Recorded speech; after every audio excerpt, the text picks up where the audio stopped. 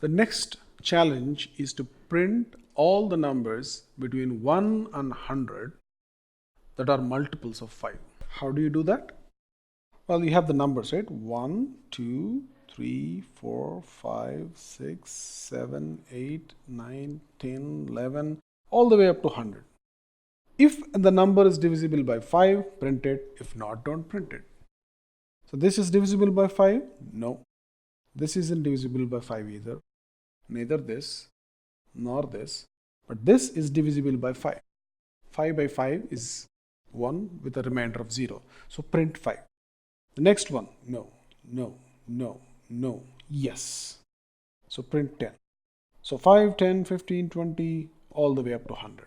How do you do this in Python? Remember the even number printing program? Which operator did we use to identify if the number is divisible by 2? We use the percentage modulo division operator, modulo division.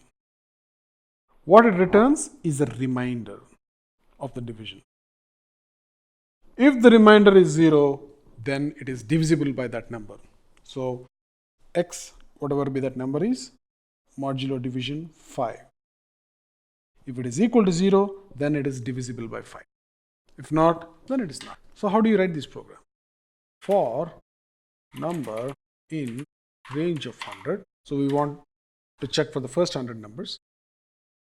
If number modulo division 5 equals 0, print number, right?